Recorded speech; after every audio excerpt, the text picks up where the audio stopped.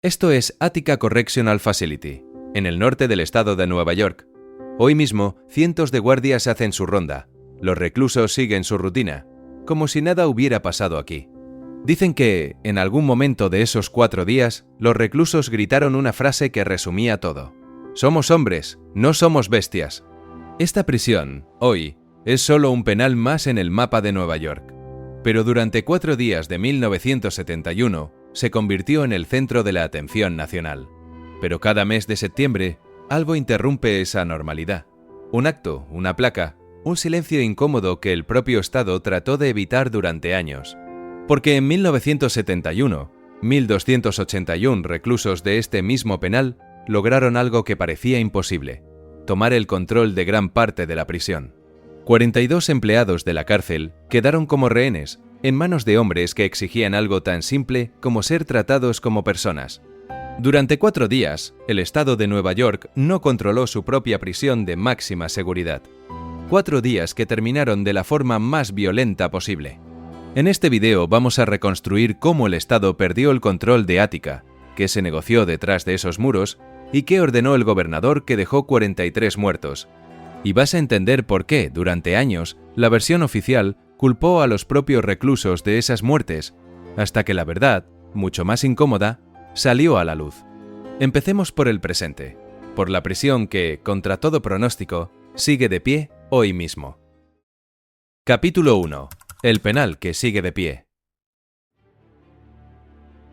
Attica Correctional Facility sigue en pie, a unos 50 kilómetros de Buffalo, y sigue clasificada como una prisión de máxima seguridad en el estado de Nueva York. Sus muros de hormigón, sus torres de vigilancia, su rutina diaria, todo parece diseñado para que el visitante olvide lo que ocurrió aquí en 1971. Pero el estado de Nueva York no pudo olvidarlo tan fácil. Décadas después de la rebelión, todavía tuvo que pagar por lo que pasó dentro de esos muros. Los sobrevivientes y las familias de los reclusos llevaron al Estado a los tribunales y con el tiempo consiguieron reconocimientos legales y compensaciones económicas.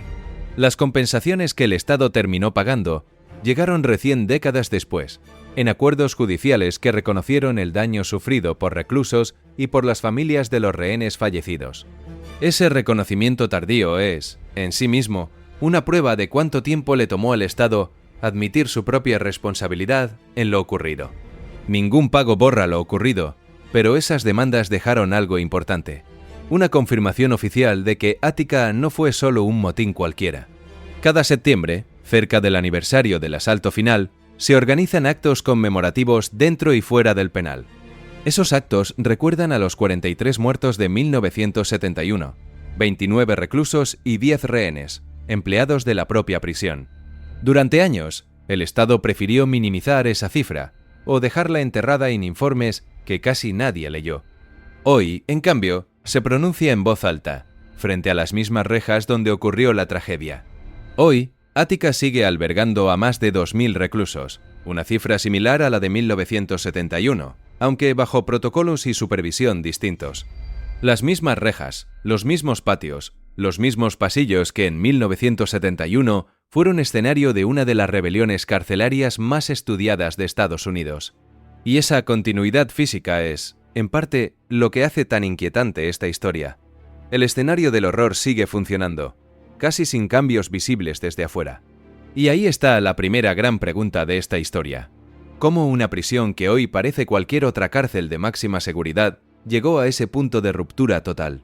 Porque Attica no era, en 1971, un lugar cualquiera. Era una instalación relativamente nueva para los estándares de la época, construida para albergar alrededor de 2.200 reclusos. Se la presentaba como un modelo de seguridad, un penal donde el control del Estado era total, indiscutible.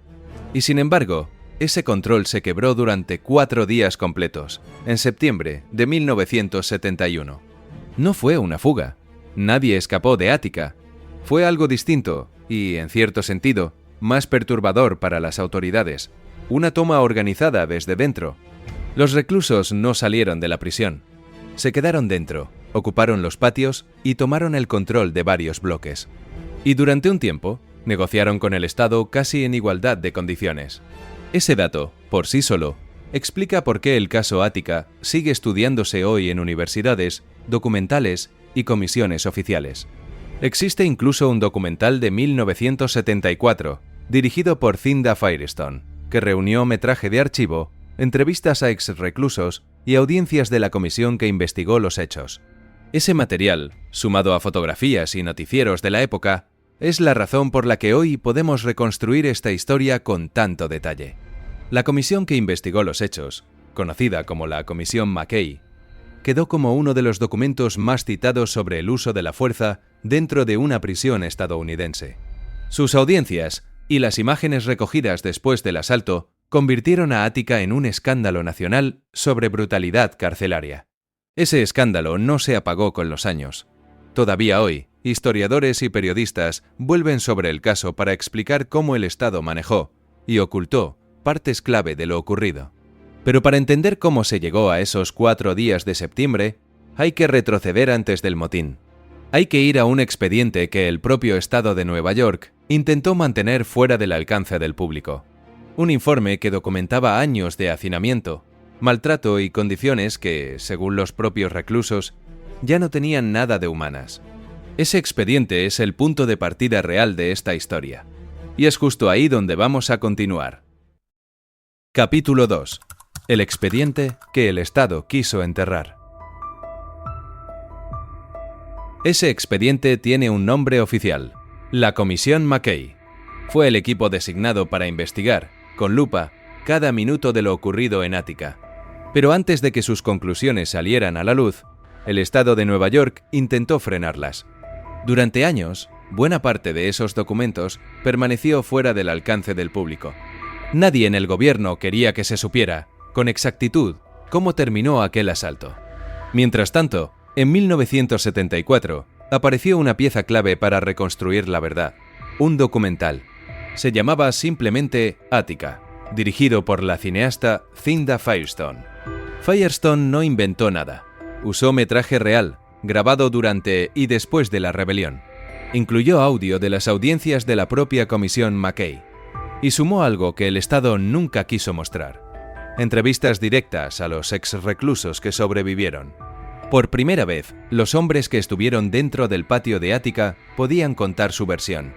Y esa versión chocaba, punto por punto, con la historia que las autoridades habían contado al país. Porque en los primeros días después del asalto, el relato oficial fue muy claro. Se dijo que los rehenes habían muerto a manos de los propios reclusos, degollados durante la revuelta.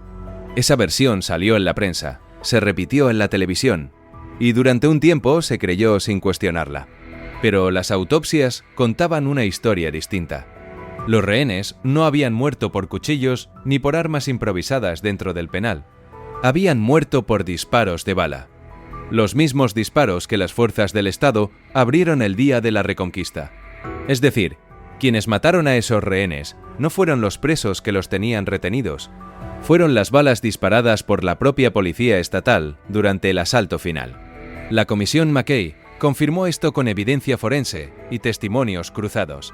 Y el documental de Firestone lo dejó grabado, con imágenes que el Estado no pudo borrar. La primera versión que se contó al mundo, entonces, no era la verdadera. Durante años, se culpó a los reclusos de una masacre que en realidad ejecutó el propio Estado. Cuando esto salió a la luz, Ática dejó de ser solo una revuelta carcelaria. Se convirtió en un escándalo nacional sobre el uso de la fuerza y el encubrimiento oficial. El caso puso en jaque la credibilidad del gobierno de Nelson Rockefeller y sembró una pregunta incómoda que todavía persigue a la historia de Ática. Si mintieron sobre cómo murieron los rehenes, ¿qué más quedó fuera del relato oficial?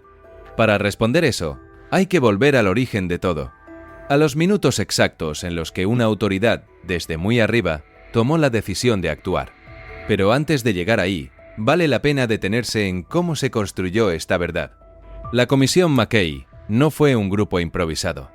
Era un panel independiente, creado específicamente para investigar lo ocurrido en Ática sin filtros políticos. Revisaron documentos internos, informes médicos y cientos de testimonios de reclusos y funcionarios. Y llegaron a conclusiones que contradecían, de manera directa, la versión inicial del Estado. El problema es que estas conclusiones tardaron años en hacerse públicas por completo. Mucho del material permaneció clasificado o de difícil acceso durante mucho tiempo. Por eso el documental de Firestone resultó tan importante. No dependía únicamente de lo que el Estado quisiera revelar. Su equipo consiguió grabaciones de archivo, fotografías tomadas dentro del patio y filmaciones de la Reconquista. Combinó todo eso con el audio real de las audiencias oficiales y con las voces de hombres que habían estado ahí, dentro del patio D, viviendo cada hora de la ocupación. Esas entrevistas fueron clave, porque el Estado nunca había dado espacio a esa versión. Los propios reclusos explicaban, con sus palabras, lo que habían exigido y lo que habían visto. Y coincidían en algo muy concreto sobre el momento del asalto final. Ellos no vieron a compañeros suyos degollando rehenes. Vieron humo, gas, disparos y confusión total cuando las fuerzas del Estado entraron. Ese contraste entre lo que contaban los sobrevivientes y lo que había dicho el gobierno resultó explosivo, porque durante los primeros días después de la masacre, funcionarios estatales afirmaron con seguridad que los reclusos habían asesinado a los rehenes. Se habló incluso de gargantas cortadas, de ejecuciones brutales dentro del patio. Esa narrativa sirvió, en su momento, para justificar la dureza del operativo. Pero cuando llegaron los resultados de las autopsias, la historia se derrumbó. Ningún rehén murió por arma blanca. Todos los que murieron ese día murieron por disparos de bala. Y esos disparos solo pudieron venir de un lugar, de las armas de fuego que portaba la policía estatal. Los reclusos, durante la ocupación, no tenían acceso a ese tipo de armamento. La evidencia forense fue contundente y consistente en cada caso revisado. La Comisión McKay lo dejó por escrito, con nombres, con cifras, con hechos verificables. Y el documental de 1974 lo llevó a las pantallas, para que la gente pudiera verlo con sus propios ojos. La primera versión, la que se repitió en portadas y noticieros, simplemente no resistió los hechos. Durante años se culpó a los presos de un crimen que, en realidad, cometió el propio operativo estatal. Y ese giro cambió por completo cómo se entendía Ática. Ya no era solo la historia de una revuelta violenta dentro de una cárcel. Era la historia de un Estado que disparó, mató y después intentó controlar el relato. El escándalo golpeó directamente al entonces gobernador, Nelson Rockefeller. Su decisión de ordenar el asalto, ya de por sí polémica, ahora se miraba bajo una luz distinta. Si el propio Estado había mentido sobre las muertes de los rehenes, ¿qué más había decidido ocultar sobre esos 4 días? Para entender eso, hay que retroceder hasta el momento exacto en que Rockefeller tomó una decisión que lo cambiaría todo. Capítulo 3. Los minutos que el gobernador Rockefeller ordenó. Eran las 9 de la mañana del 13 de septiembre de 1971, y el patio de Ática seguía bajo control de los reclusos. Durante 4 días, 1.281 hombres habían resistido, negociado y logrado algo que parecía imposible. El Estado había cedido en 28 de sus demandas: mejores condiciones, trato digno y derechos básicos. Pero 2 puntos seguían intactos y eran, para los presos, los más importantes de todos. Amnistía total para quienes participaron en la rebelión y la salida inmediata del superintendente de la prisión. El Estado se negó a ambas exigencias, una y otra vez, sin importar cuánto avanzara la negociación. Esa madrugada, los mediadores supieron que el diálogo había llegado a su límite. A cientos de kilómetros de distancia, en Albany, el gobernador Nelson Rockefeller seguía cada informe de la crisis. Pero en 4 días no había puesto un solo pie dentro de la prisión de Ática. Los negociadores le insistieron. Su presencia, dijeron, podía darle a la crisis una salida pacífica. Rockefeller se negó. Argumentó que sentarse a negociar cara a cara con hombres armados sentaría un precedente peligroso. Para él, ceder ante una toma de rehenes, aunque fuera con diálogo, era una línea que no pensaba cruzar. Así que, sin pisar Ática, desde su despacho en Albany, tomó la decisión que definiría los próximos minutos. Ordenó el asalto. La orden bajó por la cadena de mando hasta la Policía Estatal de Nueva York, apostada fuera de los muros. El plan era recuperar el control del penal por la fuerza, sin importar lo que costara lograrlo. Y lo que costó fue mucho más de lo que nadie, en ese momento, estaba dispuesto a admitir. A las 9:15 de la mañana, el cielo sobre Ática empezó a llenarse de helicópteros. No traían negociadores, traían gas lacrimógeno, listo para caer sobre el patio D. Desde el aire, los helicópteros lanzaron el gas directamente sobre la multitud de reclusos y rehenes. En segundos, una nube espesa y blanca cubrió todo el patio, borrando cualquier distinción entre quién era quién. Los hombres tosían, tropezaban, cegados, sin poder ver a más de 1 metro de distancia. Y fue en ese instante, entre el humo y la confusión, cuando los agentes en tierra abrieron fuego.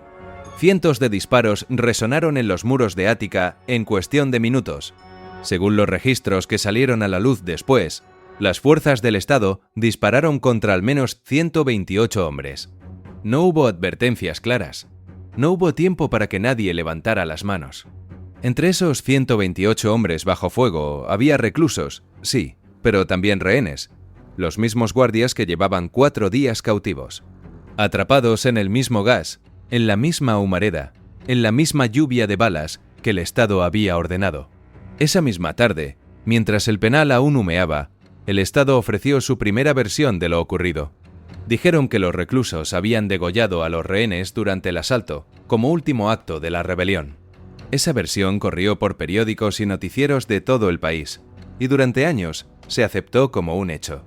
Pero cuando finalmente se conocieron los resultados de las autopsias, la historia se derrumbó por completo. Ninguno de los rehenes había muerto por arma blanca, ni uno solo. Todos, sin excepción, murieron por disparos de arma de fuego. Las mismas armas que la policía estatal había disparado para retomar el control del penal. Es decir, el propio asalto ordenado por Rockefeller mató a los hombres que se suponía debía rescatar. Esa versión inicial no fue un error, fue una decisión para justificar la violencia del asalto ante el país. Solo años después, gracias a investigaciones independientes y a una comisión formada para revisar el caso, la verdad salió a la luz. Esa comisión, conocida como la Comisión Mackay, terminaría reescribiendo por completo la historia oficial de Ática. Pero eso llegaría después. Esa tarde del 13 de septiembre solo existía el humo, el silencio y la magnitud de lo ocurrido. Los noticieros de la época documentaron el después del asalto. Camillas saliendo del penal y agentes visiblemente conmocionados frente a las cámaras. Cuando el gas y el humo por fin se disiparon, Ática ya no era la misma prisión de esa mañana. El patio D, escenario de 4 días de resistencia y negociación, quedó cubierto de cuerpos. El saldo final de la Reconquista fue el más alto de cualquier revuelta carcelaria en la historia de Estados Unidos. 43 personas muertas en total, en apenas unos minutos de asalto. 29 de ellas eran reclusos que habían tomado parte en la rebelión. 10 eran rehenes, guardias, empleados civiles y funcionarios de la prisión, atrapados en el fuego cruzado. 43 vidas, después de 4 días en los que Ática había estado, de hecho, fuera del control del Estado. Y todo terminó en cuestión de minutos, con un gobernador que jamás llegó a poner un pie dentro de esos muros. El asalto duró apenas unos minutos, pero esos minutos bastaron para cambiar la historia de las prisiones en Estados Unidos. Sobrevivientes recordarían después el sonido del gas cayendo, los gritos y el silencio que vino justo después de los disparos. Muchos de los reclusos que sobrevivieron quedaron con heridas de bala que cargarían por el resto de sus vidas. Y los rehenes que lograron sobrevivir tuvieron que vivir sabiendo que las balas que casi los matan venían de su propio bando. Ese dato, el de que el propio Estado disparó contra sus empleados, tardaría años en reconocerse públicamente. Durante mucho tiempo, la cifra de 128 hombres baleados ni siquiera se mencionaba en los reportes oficiales. Ática pasó, de la noche a la mañana, de ser una prisión más del norte de Nueva York a un símbolo nacional. La cobertura posterior convirtió a Ática en un escándalo nacional sobre brutalidad carcelaria y el uso de la fuerza del Estado. Y aunque el asalto terminó la rebelión, no terminó las preguntas que Ática dejó abiertas. Ese escándalo obligó a hacer una pregunta incómoda. ¿Realmente hacía falta llegar hasta ese punto? Porque antes de las balas, hubo 28 demandas que estuvieron a punto de evitarlo todo. Demandas que nacieron de años de hacinamiento, maltrato y condiciones que la prisión ya no podía sostener. Para entender cómo esas exigencias casi cambiaron el desenlace, Hay que volver a los días antes del asalto. Capítulo 4. Las 28 demandas que casi bastaron. Los propios reclusos redactaron sus exigencias en asambleas dentro del patio, punto por punto, discutidas colectivamente antes de presentarlas. Formaron un comité de negociación con representantes de distintos bloques para que ninguna voz quedara fuera de la mesa. Invitaron a periodistas, abogados y observadores civiles buscando testigos externos que documentaran cada palabra del proceso. Sabían que sin testigos, cualquier promesa del Estado podía desaparecer apenas terminara la ocupación del penal. La lista final sumó 28 demandas, todas centradas en algo que repetían una y otra vez: ser tratados como seres humanos. Somos hombres, no somos bestias, fue la frase que resumió el espíritu detrás de cada punto de esa lista. Pedían mejor alimentación, atención médica real y el fin de prácticas que consideraban humillantes dentro de las celdas. Exigían libertad religiosa, acceso a educación y respeto a sus derechos políticos como reclusos y como personas. Cada exigencia resumía años de cartas sin respuesta, quejas archivadas y denuncias que nunca llegaron a ningún funcionario. El comisionado de prisiones llegó personalmente al patio para negociar cara a cara con los líderes de la revuelta. Durante horas, ambas partes discutieron punto por punto, mientras los rehenes permanecían bajo vigilancia en el centro del patio. Y ocurrió algo que pocos esperaban. El Estado empezó a ceder, una demanda tras otra, frente a los reclusos. Aceptó reformas en alimentación, en higiene, en trabajo remunerado y en el trato religioso dentro de la prisión. 28 demandas fueron aceptadas en total, un número altísimo que ningún motín carcelario había logrado hasta entonces. Por un instante, pareció posible que Ática terminara en un acuerdo histórico, sin un solo disparo ni asalto armado. Los observadores presentes describieron un ambiente de negociación tenso, pero también sorprendentemente civilizado, dentro del propio patio. Pero 2 demandas seguían sobre la mesa, y ninguna de las 2 era negociable para las autoridades de Nueva York. La primera, amnistía total para todos los reclusos que habían participado en la toma del penal, sin excepciones.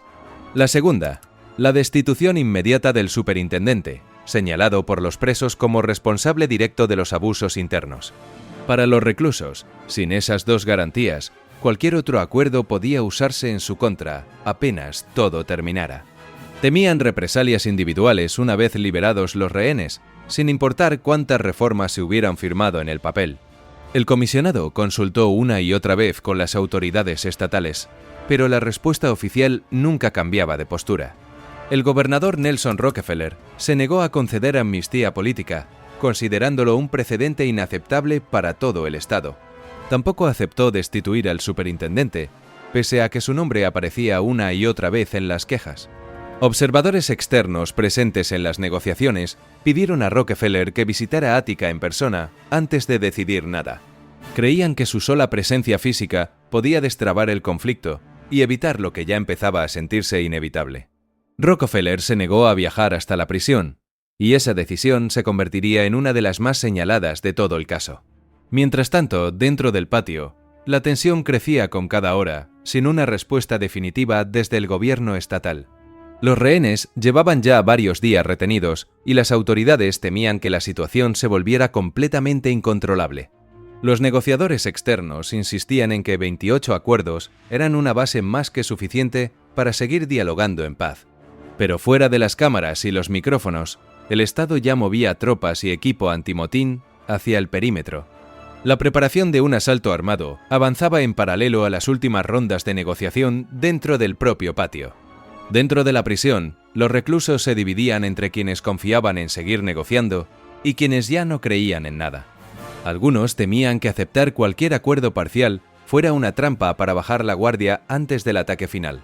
Otros insistían en que 28 demandas aceptadas eran una victoria real que no debía desperdiciarse por solo 2 puntos. Con el paso de los días, Rockefeller decidió que no habría más concesiones desde las oficinas de Albany.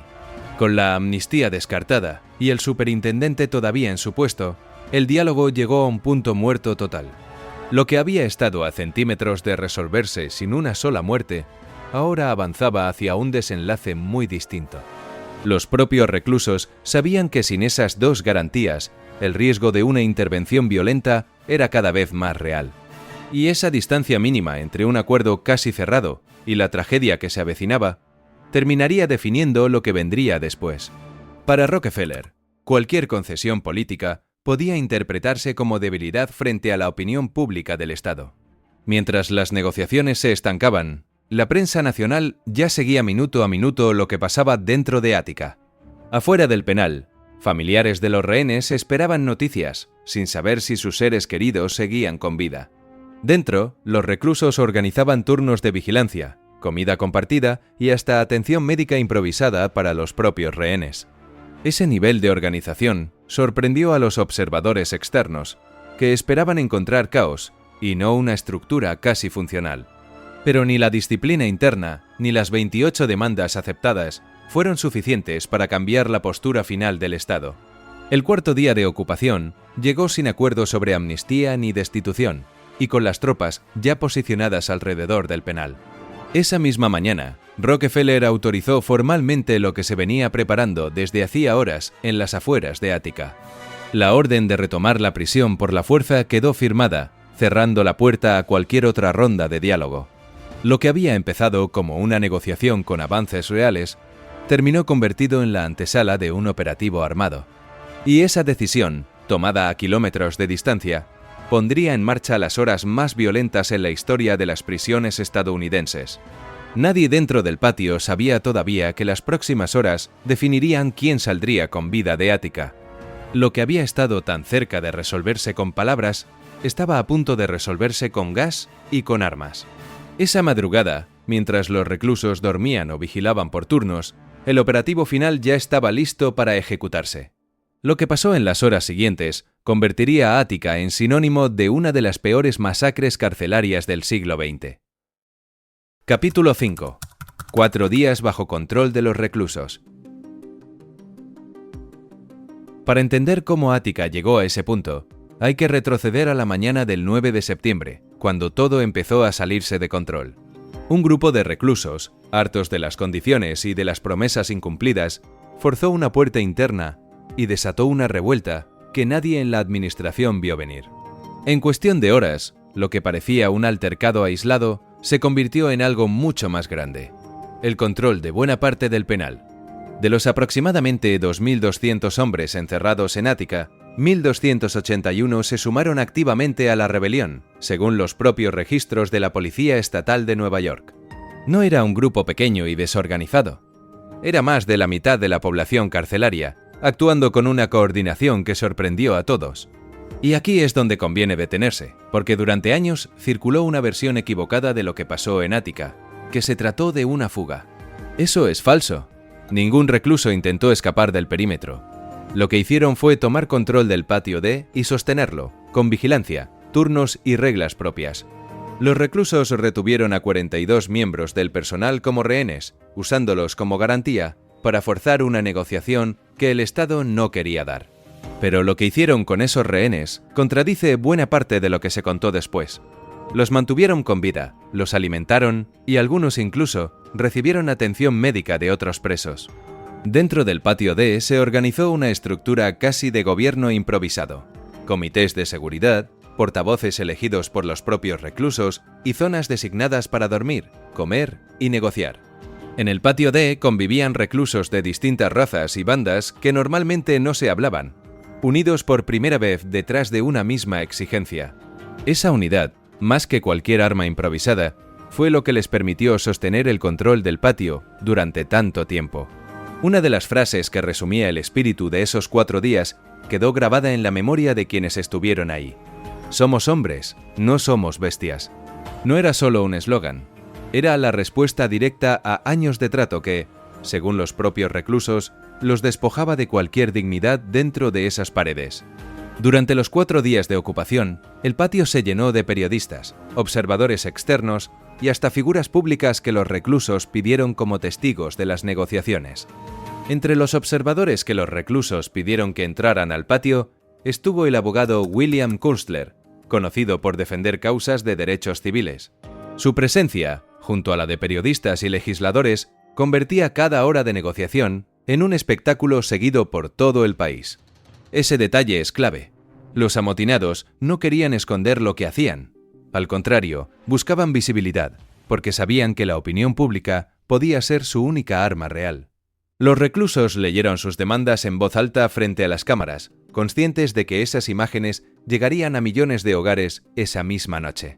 Fue, en muchos sentidos, uno de los primeros motines carcelarios televisados de la historia de Estados Unidos. Las cámaras de televisión y los fotógrafos que lograron entrar dejaron un archivo visual único de esos días. Uno de los pocos motines carcelarios de esa época quedó documentado casi en tiempo real. Mientras tanto, fuera del patio D, el resto de la prisión seguía en un estado de tensión extrema, con agentes estatales rodeando el perímetro exterior las 24 horas. Adentro, los reclusos organizaron guardias rotativas para vigilar a los rehenes y evitar que alguna facción interna actuara por su cuenta y arruinara la negociación. Ese temor no era infundado. Con más de 1.200 hombres armados con objetos improvisados, mantener la disciplina durante 4 días fue en sí mismo un logro casi milagroso. Los negociadores que entraron al patio describieron un ambiente tenso pero ordenado, muy lejos de la imagen de caos absoluto que después se usaría para justificar el asalto. Esa imagen de caos, sin embargo, fue la que terminó dominando el relato oficial en las horas posteriores a la Reconquista, y tardaría años en corregirse. Pero mientras el patio se convertía en escenario mediático, el ambiente fuera de esos muros se volvía cada vez más hostil. Familiares de los rehenes exigían al gobernador que actuara, y sectores conservadores presionaban para que el Estado no negociara con los reclusos. Esa presión externa se sumaba a la interna, y con cada hora que pasaba, el margen para una salida pacífica se estrechaba. Durante esos 4 días, mientras el reloj corría, los reclusos seguían firmes en 2 puntos que consideraban innegociables: la amnistía total y la salida del superintendente. El Estado, como ya vimos, aceptó 28 de las demandas, pero se negó rotundamente a ceder en esos 2 puntos, y esa negativa mantuvo el conflicto abierto. Cada hora que pasaba sin acuerdo, aumentaba la presión sobre ambos lados. Los reclusos necesitaban mantener el control sin fracturas internas, y el Estado necesitaba mostrar que aún mandaba. Para el gobernador Nelson Rockefeller, cada día de ocupación era una humillación política que se transmitía por televisión a todo el país. Y así, lo que había comenzado como una revuelta espontánea se transformó, día tras día, en una crisis de Estado que ponía a prueba los límites de la negociación. Para la mañana del 13 de septiembre, los reclusos que aún vigilaban el patio podían ver movimientos inusuales fuera del perímetro. Tropas adicionales, equipo y helicópteros comenzaban a posicionarse alrededor de la prisión, aunque nadie dentro del patio D sabía todavía lo que se avecinaba. Para el 13 de septiembre, el cuarto día de control, la paciencia oficial se había agotado por completo, y las opciones sobre la mesa se habían reducido a una sola. Lo que siguió no fue una negociación más. Fue la decisión final de recuperar Ática a cualquier costo, y esa decisión cambiaría para siempre la historia de las cárceles. 4 días después de que todo comenzara, la ocupación más larga y organizada de una prisión estadounidense estaba a punto de llegar a su final. Lo que estaba por pasar en las próximas horas convertiría esos 4 días de resistencia en el capítulo más sangriento de la historia carcelaria moderna. Capítulo 6. La prisión que ya no cabía en sus muros. Para entender por qué Ática explotó en septiembre de 1971, hay que retroceder meses antes, a los pasillos de un penal que ya no soportaba su propio peso. Ática Correctional Facility fue diseñada para albergar poco más de 1.200 hombres. Pero para 1971, dentro de sus muros vivían casi 2.200 reclusos. Ese exceso no era un detalle administrativo. Significaba celdas compartidas, filas interminables y un sistema pensado para la mitad de la gente que realmente contenía.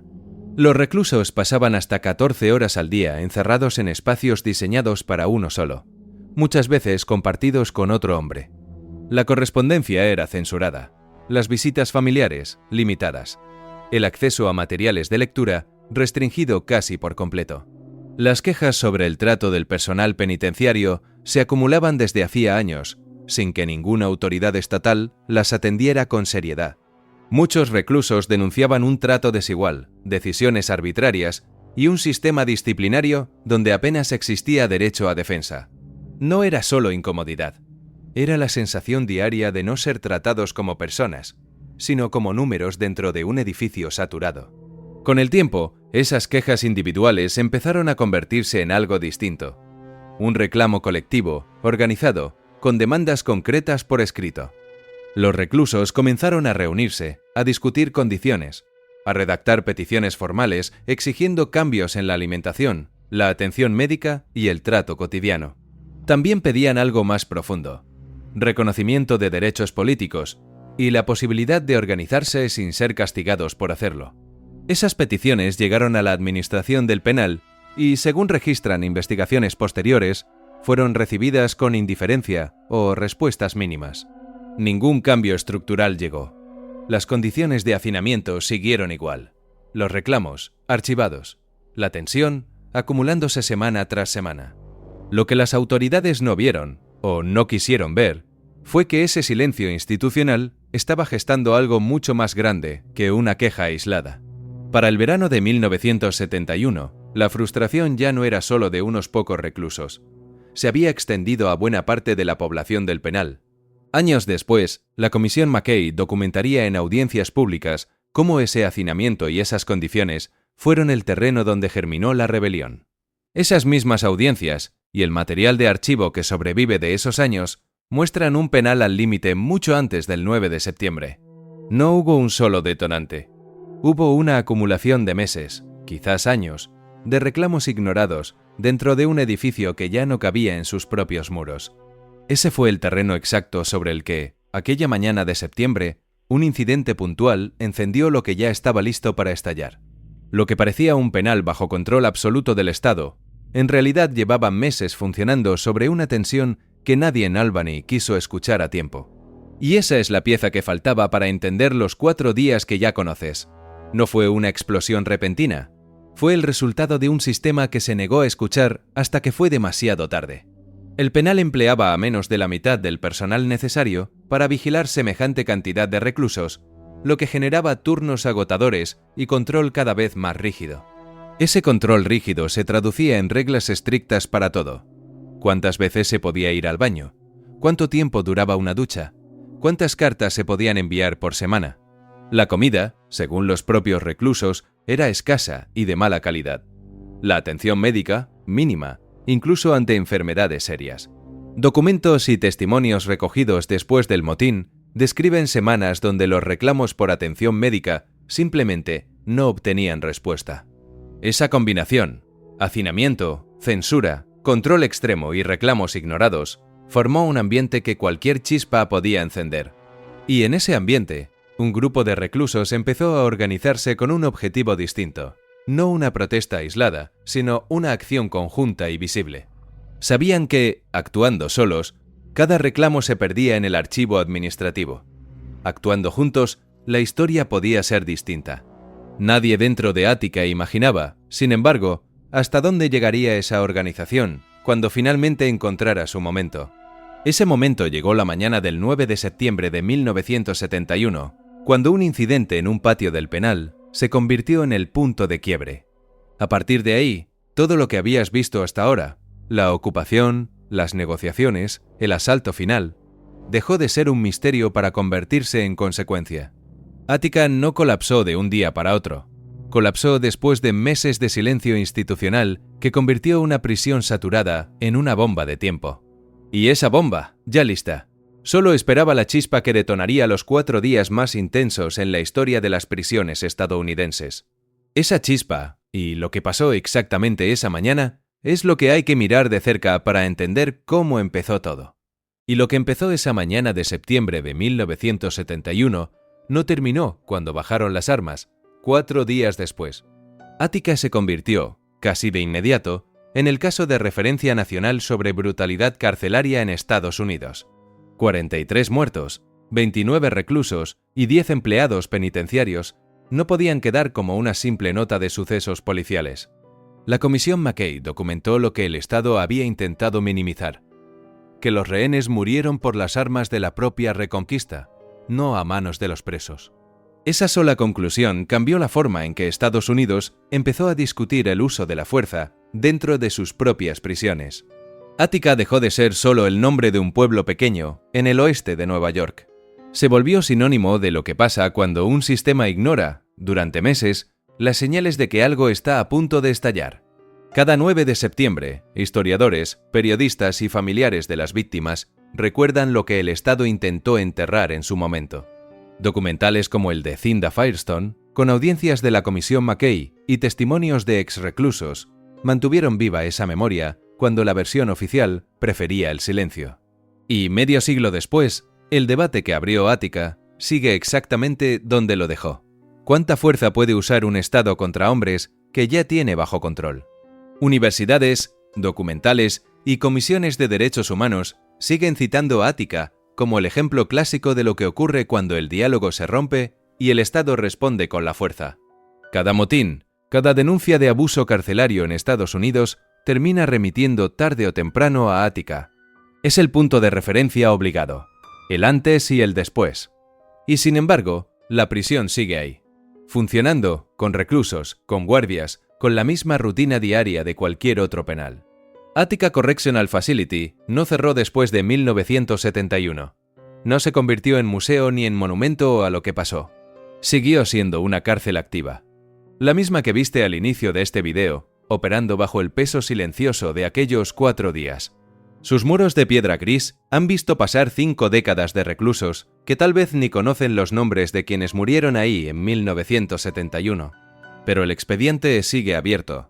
Y la memoria, también. No fue la primera rebelión carcelaria en la historia de Estados Unidos, pero fue la que obligó al país a mirar de frente las condiciones dentro de sus prisiones. Esa es, quizás, la lección final de Ática. Las instituciones pueden intentar enterrar un episodio, pero nunca logran enterrarlo del todo. Si esta historia te dejó con ganas de entender